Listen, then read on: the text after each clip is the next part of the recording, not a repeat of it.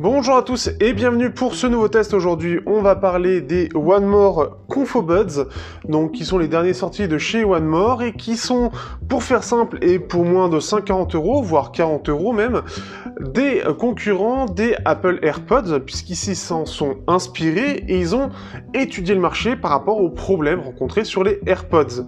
Alors, on va voir dans ce petit test de ces écouteurs sans fil. Donc, qu'est-ce qu'ils valent ?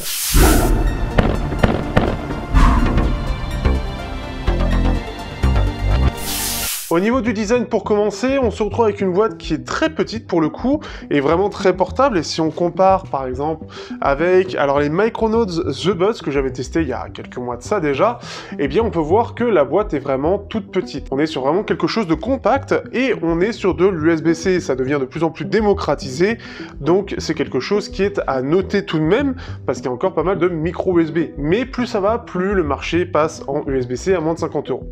Dedans, on se retrouve avec des écouteurs qui sont assez sympathiques, mais avec un design qui est un petit peu atypique. Comme vous allez voir dans les plans, on se retrouve avec ce design à tige, quelque chose qui est assez classique aujourd'hui, mais on remarquera, et vous le verrez quand j'ouvre la boîte, en fait, enfin, au moment la boîte ouverte, que c'est le bout des écouteurs qui clignote, donc en bleu et rouge quand il est en mode pairage, justement, et ce qui fait que c'est assez drôle, c'est ça permet d'avoir un design un petit peu plus uni, en fait, il n'y a plus de coupure en bas pour le côté micro, etc., ce qui fait que ça les rend assez jolis, mais un peu orienté jeune.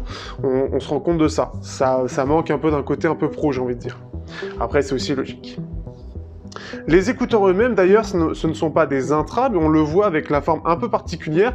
Ce sont des écouteurs boutons, mais avec ce côté un petit peu semi-intra. C'est très particulier parce que ça reste des écouteurs boutons dans la qualité sonore et dans l'isolation, mais on a quelque chose qui va diriger un petit peu plus le son pour avoir quelque chose qui est un peu plus orienté intra, mais ça reste assez léger.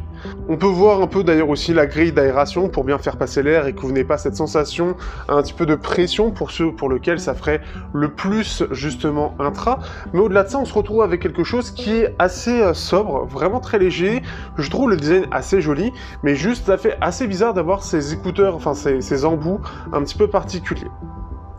Il reste assez confortable, ce qui fait qu'on va sentir d'ailleurs un petit peu ce côté intra, et ça va isoler un peu plus comme je l'ai dit, mais ça reste vraiment très léger. On a vraiment une isolation vraiment très légère qui correspond à ce qu'on peut avoir sur des écouteurs boutons classiques, ou ces écouteurs un peu type AirPods ou AirPods, hein. C'est vraiment dans le même style, il n'y a pas de grosse révolution. Après à 40 € forcément c'est normal. On a une application qui va avec, puisque One More a sa propre application, mais elle va juste être limitée au fait de faire le rodage, qui est de plus inutile, sur les écouteurs. Donc ça ne va pas apporter grand chose, on n'a pas de gestion particulière. Au niveau des commandes, on a des commandes qui sont assez simples, hein, play, pause, le classique, mais aussi on va avoir le système pour changer de piste ou pour activer Siri, voilà, et c'est à peu près tout. Ça reste très léger, donc on est sur quelque chose de très très basique. Chose à noter, on a des détecteurs pour détecter quand vous allez retirer les écouteurs. Pour ceux qui aiment ce côté un petit peu premium en termes de fonction, One More a tendance à les mettre dans tous ses écouteurs. Donc ce qui fait que vous allez les retrouver ici, et donc il va vous indiquer, dès qu'il trouve que vous le remettez dans l'oreille, il va vous mettre un petit bip, et ça va faire repartir la musique quand les deux sont, ont l'impression de détecter quelque chose. Au niveau de l'autonomie, on est à peu près sur 3h30, 4h, plus 14 heures dans la boîte. C'est correct sans plus, et ça se calque beaucoup aux AirPods aussi. Rien d'incroyable sur l'autonomie, donc c'est pas là-dessus qu'on fera quelque chose d'exceptionnel. C'est pas le but non plus quand on voit la taille de la boîte ou les écouteurs eux-mêmes. On sent que de toute façon, il n'y avait pas forcément beaucoup de place.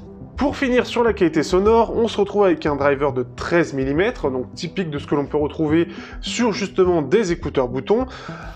On a un son qui est plutôt neutre, avec une tendance à avoir un son qui va aller plus vers les aigus, donc on a un côté un peu montant. On peut voir un creux d'ailleurs dans les basses un peu hautes, on va dire, la partie haute des basses, et on a des basses, justement des sous-basses qui vont être un petit peu plus présentes. Ça se ressent un petit peu plus que sur des écouteurs boutons classiques, sans être non plus incroyable. La différence n'est pas vraiment très très grande, hein. Ça reste juste un poil mieux du fait que ce soit un poil mieux isolé. C'est vraiment très léger, c'est je pense justement ce qui manque en général aux écouteurs boutons, c'est le manque de basse. En général ça va être compensé, je crois que les AirPods font comme ça d'ailleurs, avec des basses beaucoup plus en avant, avant pour les mettre en avant, mais le côté vibrant de la basse, elle, a beaucoup de mal à s'exprimer en général. Ce qui fait que ça va être un peu mieux, mais ça n'est pas du tout équivalent à ce qui est proposé par les intra-auriculaires, qui eux sont beaucoup plus performants sur la partie qualité sonore justement. Donc ça dépend aussi de ce que vous cherchez. Le son lui-même est plutôt correct, on a un driver qui est correct en termes de qualité, mais ça ira pas bien loin. Dès que vous allez voir des musiques un peu chargées, on sent que ça n'arrive pas du tout à suivre, et c'est assez logique.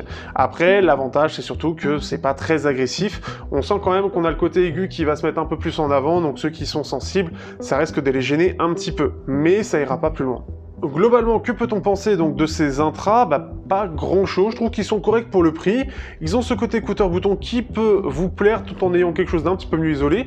Ils tiennent, je trouve, en tout cas à mon goût, et ça dépend beaucoup des oreilles, qu'ils tiennent plutôt bien. Pour la qualité des appels, ça je n'ai pas du tout testé, et ça vous le savez pour ceux qui me suivent régulièrement. Et ce qui est bien, c'est surtout la boîte qui est très petite, qui est très compacte, qui va permettre pour le coup de, justement, de le transporter très facilement. Donc ça c'est quelque chose à noter. On a, et si je dis pas de bêtises aussi, de la charge sans fil, mais j'ai peur de dire des conneries, mais je crois que oui. Et au-delà de ça, sinon voilà, c'est compact, c'est joli, c'est simple, c'est efficace, mais voilà, si vous cherchez de la qualité sonore à moins de 40 € ou à moins de 50 €, il y a bien mieux ailleurs. C'est surtout pour ceux qui vont plus préférer quelque chose qui ne soit pas trop isolant, pour ceux qui n'aiment pas le côté intra, ou ceux qui aiment bien le type AirPods tout simplement, mais pour la qualité sonore, c'est pas là-dessus qu'on ira. L'autonomie n'est pas non plus incroyable, elle est assez moyenne et dans la moyenne basse, donc ce qui fait que ce sont des intras qui sont corrects sans percer réellement dans le marché. Après, côté écouteur-bouton, j'en ai pas suffisamment testé, notamment dans ces prix-là, pour avoir un prix, quel est son rapport qualité-prix, mais clairement par rapport aux intras, c'est clairement en dessous, et on a bien mieux pour aussi cher du côté des intras, et notamment les Witzer TP1S qui ont en plus de ça cette gestion de ne pas avoir trop de pression dans l'oreille. Donc ça peut vous plaire. Sur ce, je vous dis à bientôt pour un prochain test. N'hésitez pas à liker, partager, commenter. Vous avez le Discord dans la description, le lien aussi, et on se dit à bientôt pour un prochain test sur Technoid.